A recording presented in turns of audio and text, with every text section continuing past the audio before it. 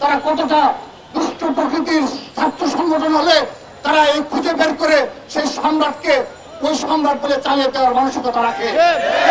নিজেদের ইসলামিক ছাত্র সংগঠন মনে করে আমি বিশ্বাস করি তারা একটা মুনাফাকের সংগঠন।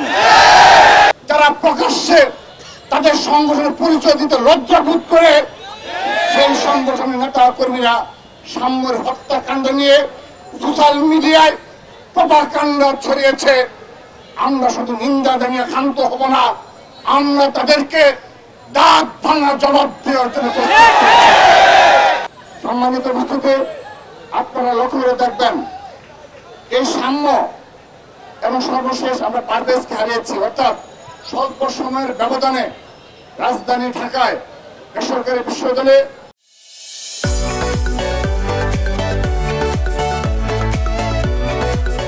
আমরা পারভেজকে হারালাম এবং সর্বশেষ ঢাকা বিশ্ববিদ্যালয়ে আমরা সাম্যকে হারালাম। স্বাভাবিকভাবে ছাত্র দলের নেতা কর্মীরা যারা বিগত 15.5 বছর এই খুনি হাসিনার বিরুদ্ধে প্রকাশ্যে হাসিনার চোখে চোখ রেখে, হাসিনার প্রশাসনের চোখে চোখ রেখে রাজপথে লড়াই করেছে, সংগ্রাম করেছে, তাদের হৃদয়ে রক্তক্ষরণ হয়েছে যে এই স্বল্প সময়ের ব্যবধানে তারা তাদের 2 সহকর্মীকে, পদ্মারে 2 জন নেতাকে তারা হারিয়েছে। তারা স্বাভাবিকভাবে ক্ষুব্ধ, তারা স্বাভাবিকভাবে ব্যথিত। তার খুব অবশ্যই সোশ্যাল মিডিয়ায় প্রকাশ করেছে এবং আমরা অবশ্যই সেই সময় বেশ কিছু দাবি দেওয়ার সামনে এসেছে। এটি স্বাভাবিক, কারণ ছাত্রদল বাংলাদেশের সবচেয়ে বৃহৎ ছাত্র সংগঠন। স্বাভাবিকভাবেই একজন সহকর্মীকে যখন এইভাবে হত্যাকাণ্ডের শিকার হতে হয় তাদের মেনে নিতে কষ্ট হয়। এখন তো খুনি হাসিনা নেই, এখন কেন এই ধরনের হত্যাকাণ্ডের শিকার হবে ছাত্রদলের নেতা কর্মীরা? সে কারণে তারা প্রতিক্রিয়া জানিয়েছে এবং যৌক্তিকভাবে সে প্রতিক্রিয়া দেখেছে। কিন্তু এই বাংলাদেশে একটি গুপ্ত সংগঠন রয়েছে, 1971 সালের পরাজিত শক্তিদের দূষর রয়েছে, যারা এই ঢাকা বিশ্ববিদ্যালয়ে এখনো গুপ্ত অবস্থায় রাজনীতি করে, যারা প্রকাশ্যে তাদের সংগঠনের পরিচয় দিতে লজ্জাবোধ করে সেই সংগঠনের নেতা কর্মীরা সাম্যের হত্যাকাণ্ড নিয়ে সোশ্যাল মিডিয়ায় প্রপাগান্ডা ছড়িয়েছে। আমরা শুধু নিন্দা জানিয়ে ক্ষান্ত হব না, আমরা তাদেরকে দাঁত ভাঙা জবাব দেওয়ার জন্য।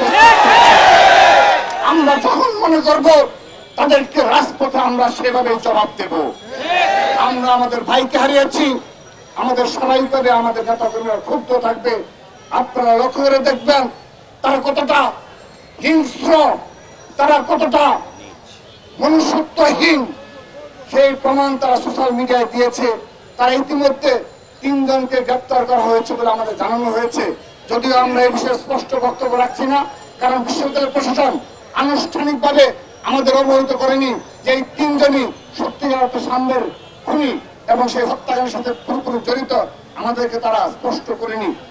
সে কারণে আমরা এই বিষয়ে পরবর্তীতে আরো বেশি স্পষ্ট বক্তব্য রাখবো। কিন্তু আপনারা লক্ষ্য করে দেখবেন এই গুপ্ত সংগঠনের নেতা কর্মীরা যারা ঢাকা বিশ্ববিদ্যালয়ের স্টুডেন্ট না, তারা কেউ টেকনাফ, তেতুলিয়া কিংবা বাংলাদেশের বিভিন্ন প্রান্তে অবস্থান করছে, যাদের ছাত্রদল সম্পর্কে কোনো ধারণা নেই, যারা 15.5 বছরে একদিন রাজপথে নামার কোনো রেকর্ড নেই, তারা সোশ্যাল মিডিয়ায় প্রপাগান্ডা ছড়ায়।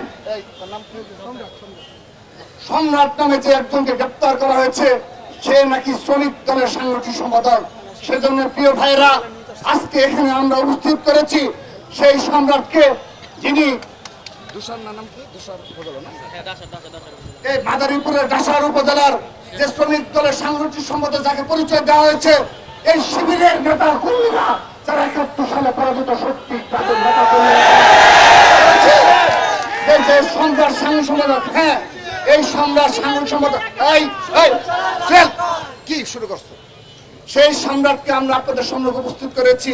এই সেই সম্রাট যার সোশ্যাল মিডিয়াতে আপনারা দেখবেন শত শত কর্মসূচি, যারা খুনি হাসিনার বিরুদ্ধে লড়াই সংগ্রামের যার অনেকগুলো ফুটেজ রয়েছে, সেই সম্রাট সাংগঠনিক সম্পাদক। একই এলাকায় বাড়ি হওয়ার কারণে তারা কতটা দুষ্ট প্রকৃতির ছাত্র সংগঠন হলে তারা এই খুঁজে বের করে সেই সম্রাটকে ওই সম্রাট বলে চালিয়ে দেওয়ার মানসিকতা রাখে।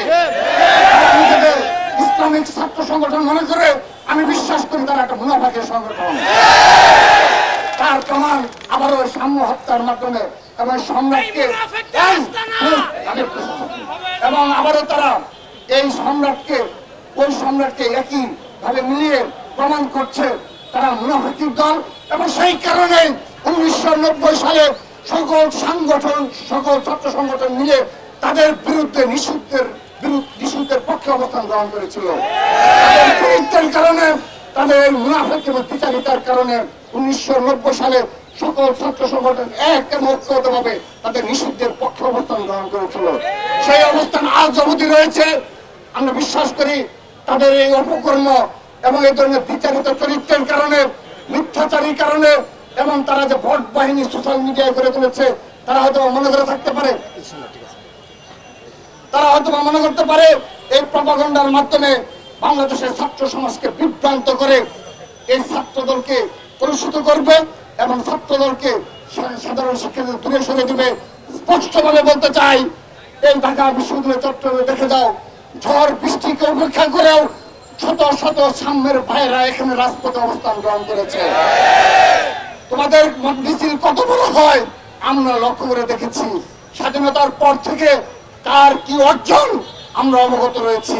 ছাত্র সমাজের পক্ষে, সাধারণ শিক্ষার্থীদের পক্ষে এই ছাত্র দল ব্যতীত আর কোন ছাত্র সংগঠনের উল্লেখযোগ্য কোন অর্জন নেই। যুগে যুগে প্রমাণিত, আগামীতেও আমরা প্রমাণ করবো ইনশাআল্লাহ।